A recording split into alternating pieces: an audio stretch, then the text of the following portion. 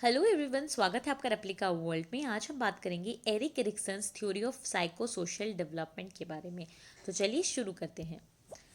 Erik Erikson के according जो हमारा डेवलपमेंट होता है वो साइको सोशल होता है। साइको हमें पता ही है रिलेटेड टू ब्रेन, और सोशल का मतलब है related to society, related to our surrounding. तो जो हमारा डेवलपमेंट होता है उस पर सोशल फैक्टर्स का भी असर होता है, और जो हमारा डेवलपमेंट है वो साइको सोशल होता है। इसलिए ऐसा कहना था एरिक एरिक्सन का। अब ये जो थ्योरी है इसमें 7 स्टेजेस हैं। It comprises of 7 stages. पहली स्टेज है ट्रस्ट वर्सेस मिसट्रस्ट, जो कि होती है इन्फेंसी के दौरान, जो कि होता है बर्थ से लेके 18 मंथ्स तक का टाइम। यानी जब एक जो इन्फेंट है वो जन्म लेता है उससे 18 महीनों तक वो इस स्टेज के अंदर रहता है। Stage 1 which is trust versus mistrust. Second stage आती है autonomy versus shame and doubt. ये अर्ली चाइल्डहुड के दौरान होती है, एज होती है 2 to 3 ईयर्स। थर्ड स्टेज है इनिशिएटिव वर्सेस गिल्ड। ये प्री स्कूल पीरियड होता है जहाँ पर बच्चा 3 से 5 साल का होता है। स्टेज 4 होती है इंडस्ट्री वर्सेस इंफीरियोरिटी, जहाँ पर स्कूल एज के दौरान ये स्टेज चलती है, जो कि 6 to 11 ईयर्स होती है। यानी एक बच्चा जब 6 से 11 साल का होता है तो वो फोर्थ स्टेज में होता है। Then stage 5 identity versus confusion. It is during adolescence, जहाँ पर बच्चा 12 से 18 साल तक का होता है। Stage 6 intimacy versus isolation. ये यंग अडल्टहुड के दौरान होती है, जहाँ पे वो पर्सन 19 से 40 साल तक का हो सकता है। स्टेज 7 होती है generativity versus stagnation. Middle adulthood के दौरान होती है, 40 से 65 साल का वो व्यक्ति होता है। Stage 8 integrity versus despair. तो इंटीग्रेटेड वर्सेस डिस्पेयर में मेचोरिटी के दौरान ये होती है। 65 ईयर से लेके जब तक वो व्यक्ति जीता है तब तक ये स्टेज चलती है।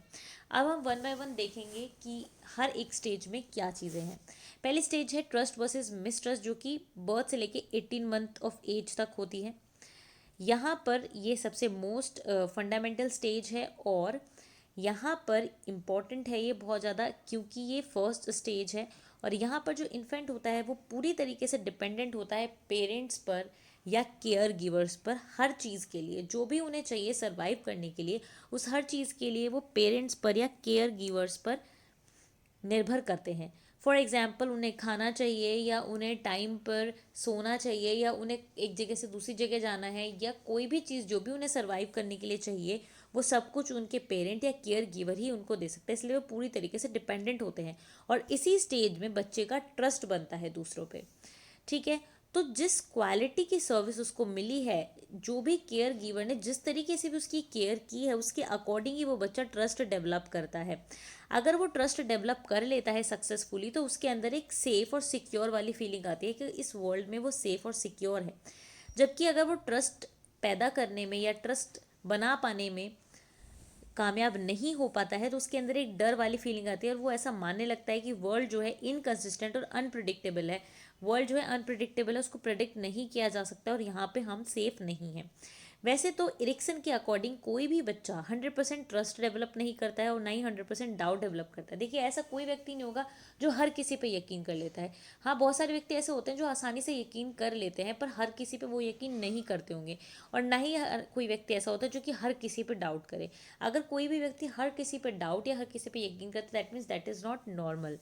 ठीक है। तो एक बैलेंस होना चाहिए। तो एरिक्सन के अकॉर्डिंग अगर इस स्टेज में कोई पर्सन सक्सेसफुल होता है, यानी सक्सेसफुल डेवलपमेंट उसका होता है, तो इसका मतलब यह है कि उसके अंदर एक बैलेंस होगा बिटवीन ट्रस्ट एंड मिसट्रस्ट। ठीक है। नेक्स्ट स्टेज आती है autonomy versus shame and doubt. ये सेकंड स्टेज है Erikson's theory of psychosocial development की। ये हमारी अर्ली चाइल्डहुड के दौरान होती है, जहाँ पर ज़्यादा जो फोकस होता है बच्चे का वो पर्सनल कंट्रोल पे होता है। यहाँ पे बच्चा थोड़ी सी इंडिपेंडेंस ले लेता है, वो चलना सीख जाता है, वो बोलना सीख जाता है, तो अपनी बातों को एक्सप्रेस भी कर सकता है, और वो थोड़ा सा आज़ाद महसूस करता है। यहाँ पर जो भी उसके बेसिक फंक्शन होते हैं, जैसे चलना, खाना पीना, वो खुद करने लगता है, वॉशरूम जाना वो। तो इस तरीके से जब वो एक्शन परफॉर्म करता है तो उसके अंदर एक इंडिपेंडेंस वाली फीलिंग आती है। कुछ डिसीजंस वो खुद भी लेने की कोशिश करता है, हालांकि जो बड़े लोग होते हैं वो उसको कोई भी डिसीजन लेने नहीं देते हैं। तो अगर पेरेंट्स और केयर गिवर्स बच्चे को अलाउ करें कि वे थोड़ी थोड़ी चॉइसेस अपनी खुद के करें, तो बच्चे के अंदर एक ऑटोनोमी वाली फीलिंग आती है, एक सेल्फ डिपेंडेंट वाली या इंडिपेंडेंस वाली फीलिंग उसके अंदर आती है। इसमें पॉटी ट्रेनिंग जो है एक इम्पॉर्टेंट रोल प्ले करती है, और बच्चे के अंदर एक सेंस ऑफ सेल्फ कंट्रोल भी डेवलप करती है। तो यहाँ पे अगर बच्चे को सही से पॉटी ट्रेनिंग दी जाती है या और भी चीज़ें हैं, अगर वो सब चीज़ें की जाती हैं तो बच्चे का अपनी बॉडी पे कंट्रोल अच्छा आता है, तो उसके अंदर एक इंडिपेंडेंस वाला सेंस आता है। इसके अलावा अगर ऐसा नहीं होता है तो बच्चा उतना ज़्यादा इंडिपेंडेंट यहाँ पे फील नहीं करता है। और भी इवेंट्स हैं जैसे कि फूड चॉइसेस, वो खुद अपने फूड की चॉइस करने लगता है कि मुझे क्या खाना है क्या नहीं खाना है। टॉय प्रेफरेंस यानी क्या खिलौना उसको लेना है, क्या कपड़े उसको पहनने हैं, इस तरीके की चॉइसेस वो खुद करना चाहता है। अगर पेरेंट्स उसको करने देते हैं ये चॉइसेस कुछ हद तक, तो उसके अंदर एक इंडिपेंडेंस वाली फीलिंग आती है। और उसी तरीके से अगर नहीं करने देते हैं और उसकी जो पॉटी ट्रेनिंग है वो भी सही से नहीं होती है, कुछ इंसिडेंट्स ऐसे होते हैं जिसमें कि पेरेंट्स उसको डांटते हैं या मारते हैं, तो इससे क्या होता है उसके अंदर शेम और डाउट वाली फीलिंग आ जाती है। इसीलिए हम कहते हैं कि अगर इस स्टेज में कोई पर्सन सक्सेसफुल होगा तो ऑटोनॉमी, नहीं होगा तो shame and doubt. Next stage पे चलते हैं जो कि है इनिशिएटिव वर्सेस गिल्ट। ये स्टेज जो है प्री स्कूल ईयर्स के दौरान होती है। यहाँ पर बच्चा जो है अपनी पावर और कंट्रोल वर्ल्ड पर दिखाने की कोशिश करता है। जब बच्चा प्री स्कूल में होता है तो वो सोचता है कि चीज़ें मेरे अकॉर्डिंग हो और मैं दूसरों पर थोड़ा सा रूल कर पाऊँ, ठीक है। और वो वैसे भी क्योंकि स्कूल में जा रहा होता है तो वो सोशली भी इंटरेक्ट करता है, ठीक है। तो अगर बच्चा यहाँ पे सक्सेसफुल होता है इस स्टेज में तो उसको एक सेंस ऑफ पर्पस मिलता है, ठीक है। तो बच्चे क्या करते हैं, दूसरों पे पावर दिखाने की कोशिश करते हैं, दूसरों को थोड़ा बहुत कंट्रोल करने की कोशिश करते हैं। अगर वो इस चीज़ में सक्सेसफुल हो जाते हैं तो एक सेंस ऑफ पर्पस उनको मिलता है।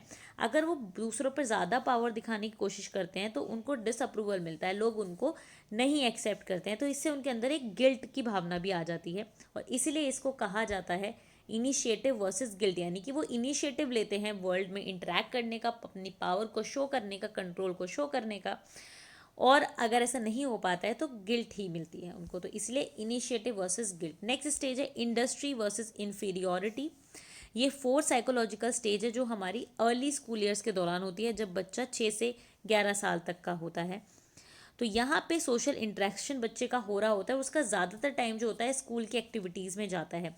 यहाँ पर अगर वो कुछ चीज़ें अच्छी करता है, उसको अवार्ड मिलते हैं, एबिलिटीज़ उसकी एनहेंस हो रही हैं, तो उसको अपने ऊपर प्राइड होता है, उसको अपने ऊपर गर्व होता है, ठीक है। और यहाँ पर बच्चा जो है सोशली इंटरेक्ट कर रहा होता है, अगर उसको कुछ उपलब्धियाँ मिल रही होती है, उसको एनकरेज किया जाता है बाय पेरेंट्स एंड टीचर्स, तो उसके अंदर एक कॉम्पिटेंस वाली फीलिंग आती है, यानी उसको अपने ऊपर विश्वास होता है, उसको लगता है कि मेरे अंदर भी कुछ स्किल्स हैं, मेरे अंदर भी कोई कला है और मैं बहुत आगे बढ़ सकता हूँ, ठीक है। अगर उसको कोई भी एनकरेजमेंट नहीं मिलता है पेरेंट्स से, टीचर से, पीयर से, तो क्या होता है वो अनसक्सेसफुल महसूस करता है, ठीक है। ये एक इंपॉर्टेंट चीज़ है, वो इन्फीरियोरिटी महसूस करता है, ठीक है। इसीलिए इसको कहा जाता है इंडस्ट्री वर्सेस इन्फीरियोरिटी। नेक्स्ट जो हमारी स्टेज है वो है आइडेंटिटी वर्सेस कन्फ्यूजन। ये स्टेज होती है अडोलेसेंस के दौरान। तो इसको तो सुनने से ही हमें पता चल रहा है कि बच्चा यहाँ पे अपनी आइडेंटिटी ढूंढने की कोशिश कर रहा होता है। ये जो स्टेज होती है एक एसेंशियल रोल प्ले करती है पर्सनल आइडेंटिटी को बनाने में, और इसी से जो है हमारा बिहेवियर भी इन्फ्लुएंस होता है। आगे के सालों में हम कैसे इंसान होंगे, किस तरीके से हम बिहेव करेंगे, इस स्टेज पर डिपेंड करता है। अगर इस स्टेज में हम एक अच्छी सेंस ऑफ सेल्फ या पर्सनल आइडेंटिटी बना लेते हैं तो आगे भी हम क्या करेंगे, बिल्कुल सही तरीके से चलेंगे और अपने लिए हम ट्रू रहेंगे। जबकि अगर हम जो सेंस ऑफ सेल्फ है या पर्सनल आइडेंटिटी है उसको सही तरीके से नहीं कर पाते हैं तो हमें रोल कन्फ्यूजन हो जाता है। असल में इस स्टेज में क्या होता है, एडोलेसेंस के दौरान सोसाइटी के साथ में, पेरेंट्स के साथ में एक वॉर टाइप की स्टेज चल रही होती है, जहाँ पे बच्चा इंडिपेंडेंस गेन करना चाहता है और वो अपने आप को खुद कुछ बनाना चाहता है, यानी कि उसको अपनी पर्सनल आइडेंटिटी समझ में आने लगती है और वो अपने आप को एक बड़ा इंडिविजुअल जो है मानने लगता है, कि एक बड़ा इंसान मानने लगता है। तो यहाँ पे उसको समझ नहीं आ रहा होता कि वो बच्चा है या वो बड़ा है, तो ये कन्फ्यूजन उसके अंदर चल रहा होता है। कुछ लोग यहाँ पे सही फिगर आउट कर लेते हैं और वो एक अपनी सेंस ऑफ सेल्फ बना लेते हैं, बाकी लोग जो होते हैं वो कन्फ्यूज हो जाते हैं। इसलिए आइडेंटिटी वर्सेस कन्फ्यूजन। नेक्स्ट आता है इंटीमेसिस वर्सेस आइसोलेशन। जो यंग अडल्ट होते हैं उनको इंटीमेट और लविंग रिलेशनशिप बनानी होती है दूसरे लोगों के साथ में। ये जो स्टेज है यहाँ पे अर्ली अडल्टहुड से ये शुरू होती है, ठीक है। अर्ली अडल्टहुड इसमें आता है। यहाँ पे पहले क्या होता है कि लोग एक्सप्लोर कर रहे होते हैं पर्सनल रिलेशनशिप को और फिर धीरे धीरे उनकी अच्छी रिलेशनशिप बन भी जाती है। अगर सक्सेसफुली हम किसी के साथ स्ट्रॉन्ग रिलेशनशिप बना लेते हैं तो आगे भी वो रिलेशनशिप हमारे चलती है और हमारी जो लाइफ होती है वो स्टेबिलिटी की तरफ जाती है और हमारी लाइफ खुशी की तरफ जाती है। जबकि अगर यहाँ पे हम कोई भी स्ट्रॉन्ग रिलेशनशिप्स नहीं बना पाते हैं तो हमें लोनलीनेस और आइसोलेशन का सामना करना पड़ता है, इसलिए इंटीमेसीज वर्सेस आइसोलेशन। नेक्स्ट आता है जनरेटिविटी वर्सेस स्टेगनेशन।